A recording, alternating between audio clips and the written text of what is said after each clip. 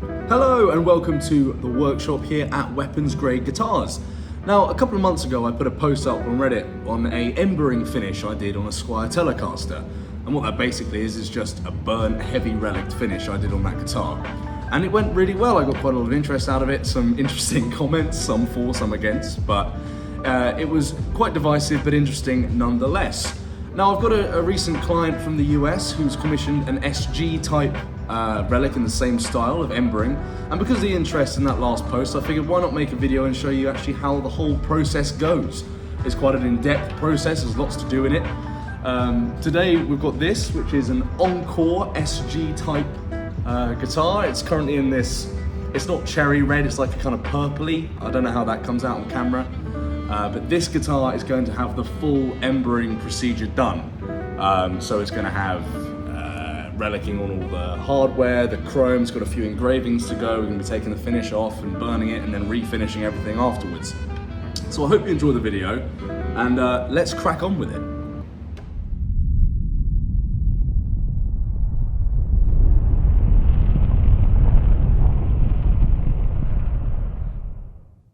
So here's a closer look at the guitar. Please don't judge the state of my workshop. I'm in between projects at the minute, as you can tell. I'm sure your workshops are very, very clean, but mine at the minute is not. Now, the guy who had this guitar and I bought it from kept very good care of it. It's got a few nicks and the like due to its age, but you know, we're going to be completely relicing it anyway, so it's not really a big deal. It's got 22 nickel frets and it's a 24-inch scale length.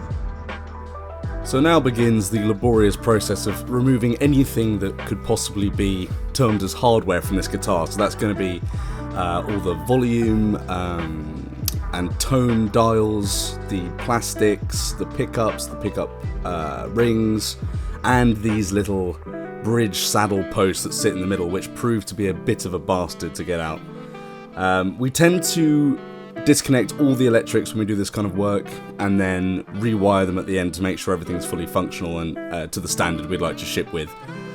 So you can see me now just taking out these pots. I've done a little bit of soldering to release everything.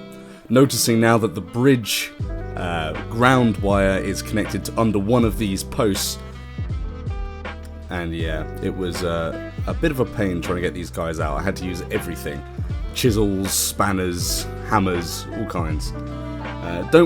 It looks kind of barbaric what I'm doing with the finish here, but given that we're going to be stripping it all back anyway, there's no point being particularly delicate with this stage of the process. Finally here, just getting off the tuning pegs, and we should be about good to go.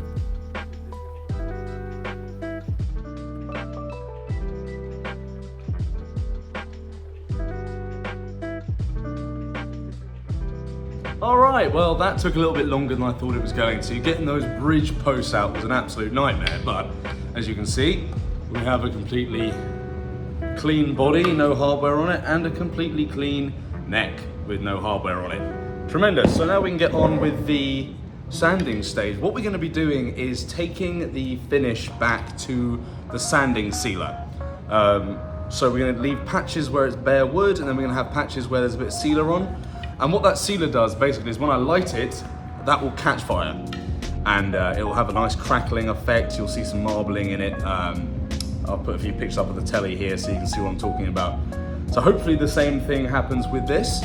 If not, I can add my own sealer and burn it myself. So let's get on with sanding. I don't think I've ever said let's get on with sanding with such enthusiasm. This is a very laborious, time-intensive part of the process, and it's very dusty, of course, wherein I have to take off all the thick poly that exists already on the finish of this guitar and take it back to as close as I can to bare wood. I'm noticing here that this one has a particularly thin veneer over the top, so that will produce some interesting effects when we go to the burning stage. The neck, you've got to be really careful. You don't want to alter the profile or anything, so I do as much as I can with the machine and then go to hand. Well, that took a long time, and now I am Dust, the destroyer of guitar finishes, but we have our neck and our body taken back to pretty much bare wood. Now with this specific build, whenever I do this kind of finishes, I like to leave little touches of the previous finish, a little bit of the history preserved, and I thought let's leave just patches of colour of this dark kind of purpley colour, and I did the same thing along the neck as well. As you can see, we've got lines coming through, and I think that will look really cool once we get the fire involved. It's going to get kind of cracked and choked out, and it's just going to be like through lines of the previous finish, so I think it will look rather interesting. The next step now is to get the blowtorch and go to town, so let's go have some fun with fire. If you're wondering about the black eye, by the way, it was self-inflicted. I was trying to get a screw that turned out of a bit of wood. I had it in the vise, I was putting all this pressure on, and then bang, hit myself in the eye. Yes, I'm a silly sausage.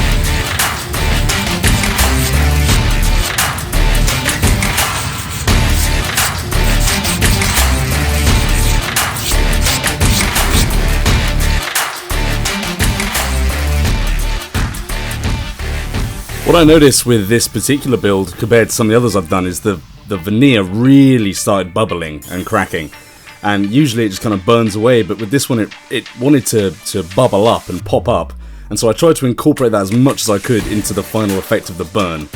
And so this is basically just letting it pop up where it wants to and then sanding it flush with the rest of the body, so you don't get any chip outs or anything like that later on you go in the procedure.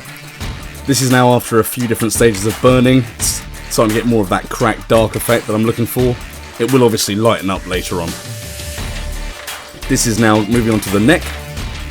The neck, again, took the burns really well this time. I hadn't been able to achieve this much kind of cracking and marbling on a neck before, and I just think the results look freaking awesome.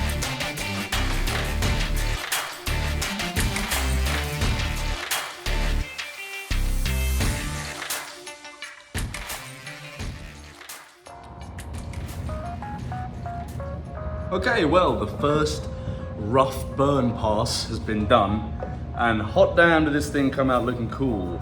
That's the front, and that's the back, and the sides to match. The neck was a tricky one. I wanted to get this kind of like char on it. If you look close, you can see there's char on the sides. It wants to focus on me, I'll show you at the end. But keeping this smooth with these bumps and divots is a very hard thing to do. Lots of wet sanding, reburning, wet sanding, reburning over and over and over again. But we're gonna have this feeling very smooth as soon as we've got the finish on. It's gonna be a proprietary satin finish to go on both of these. So not any gloss or anything like that, but a nice sealant. I need to now go over it with epoxy to seal up all those cracks and all those burns to make sure it's safe and playable. Also, just by the nature of this process, sometimes you find little cracks and things like that in the wood. These need to be addressed now. So I'm going to call it quits for the day. I'm going to put the clamps on, get the glue up, and make sure all these little cracks are addressed. And then tomorrow we can crack on with the rest of the build. So see you then. I think most of the time-intensive work when doing a project like this is the stage I'm at now, really. And it's kind of, it's the unflash ring, you know, there's no fire, there's no cool stuff. It's just me with a piece of 120 sandpaper going over this body and highlighting certain areas and then using stain to darken others. I think maybe some people thought on that last post, that last video, that literally all I do is just set these things on fire and that's it. And that's not the case at all. I'm trying to make these as aesthetic as possible for the shape they're in and the way the burn takes it. It's a creative endeavor, and you've got to be quite careful because you can go too far and end up creating something that just looks black and boring. You can conversely go the other way. You can make something that's too complicated and it's got too many cracks and too many bumps and it gets in the way of the final instrument. So right now I'm literally just highlighting certain areas. As you see, if I rub here, I can lighten up this section quite quickly, quite a lot. And that just draws your eye, draws a bit of contrast. I'm making the middle less muddy as well. Obviously the bridge is going to sit over here, so there's not going to be too much of this visible, but we want these streaks, these long streaks, kind of keep the flow of the grain going. So, yes, give me another hour. Many hours later. Good morning, and a chilly morning it is here at the workshop, but the good news is overnight our glue set really well and all the colour seems to absorb nicely, and we've got some fantastic results on this body and neck combo. I'll do some close-ups, but we've got some lovely embering around the side of this neck. I'll put some close-ups over the top here so to show it at this stage. What we're going to do now is basically what I was doing at the end yesterday. We're going to keep going over it with some sandpaper, keep bringing out highlights until I'm really happy with the final colour of this guy. Then we're going to level everything off as best we can with the chips and bumps and things like that. And then finally we're going to do the custom engraving that the client wanted for this particular guitar. We're going to do all this before we put the final finish on. So let's crack on. Time and patience are the name of the game in this stage of the process. You really can't spend long enough. It's really meticulous. You've got to go in and out with stain, sandpaper, stain, sandpaper. Sometimes I'll even go in with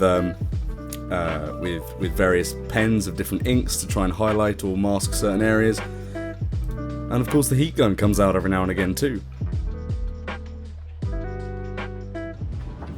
Okay, now I'm happy with the look of the thing. Let's get over to the CNC because this client wants some custom engraving done. So let's get on with that because it's going to take a little while.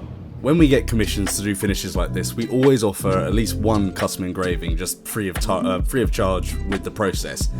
And the reason is these become such personal instruments to the people that commission them. It's just nice having a little touch, just so it's one of a kind, you know, it's yours. And plus it makes for some great time-lapse CNC stuff, which is always a good thing.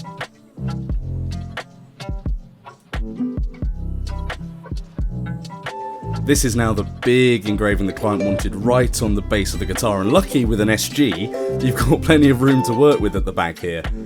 So this was quite an intense procedure. It took quite a long while, the font was quite intricate, but it came out really nicely, and the contrast of the bare wood against the burn and the embering looks fantastic. Right, well that was a good day. I'm on the way home now. We managed to get all the engraving done, all the CNC work. Now it took a little bit longer than I thought it was going to, just because the engraving, the lettering was quite intense, so I had to use quite a fine bit to get all the detail in there, but it's come out really great. Tomorrow I'm going to be putting the sealer on, the nitro base finish that we were talking about before. We're going to get that on and polish down some of the engravings on the neck. We're going to do a fill with some epoxy and some gold dust on the neck just to really highlight these cool initials for the client. So I will see you in the morning. Right, we got the engravings done. There's an OM on the headstock and the WG, my logo, on the back of the headstock. What I've done is inlaid this with epoxy with some gold dust, actual metallic dust in the epoxy. So right now it's hard to see, but once we put the finish on, it will really pop. I can just show you with a bit of a white spirit, rub that on and you see it pops out way more. I wanted it to be kind of subtle and blend with the color, but we'll see how the finish takes to it. It should look good. Now I'm going to head over and spray the body and the neck with the nitro satin, and then we're going to have to leave it for a while and let it dry and cure.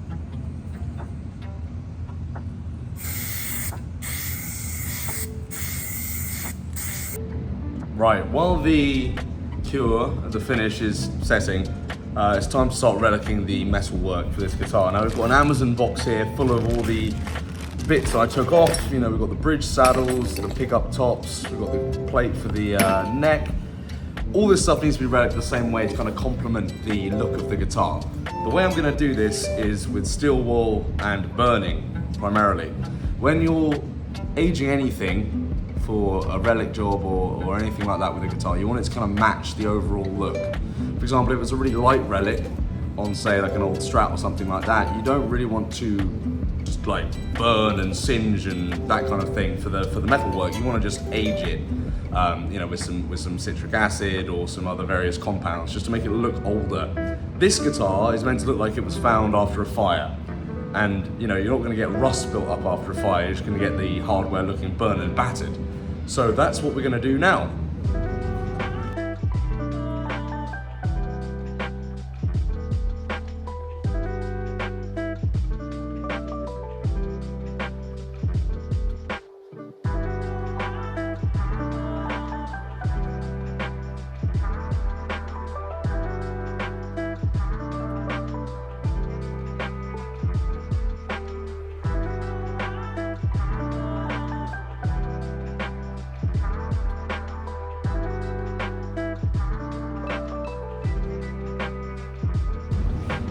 The hardware is reliced and singed, the cure has set, the wet sand is done. So now all I've got to do is put the thing together and get it strung up, do its intonation, do a little setup on it, and it should be good to go. I'm not going to show you all that stuff because it's pretty boring. I'm sure you know how to change strings and do intonation, so I'll have a little play with it now and well, let's see how it sounds.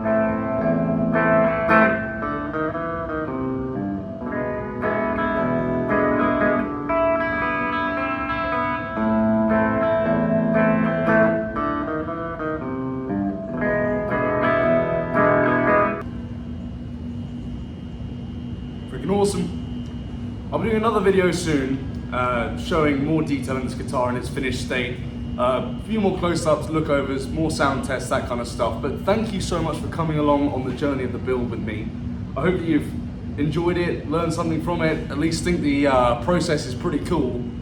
It's a lot of fun doing guitars like this. You completely change them, their aesthetics, everything. And I've never seen one like this on an SG before, and I just think it looks fantastic. I hope the client loves the guitar. It's going off to America tomorrow morning.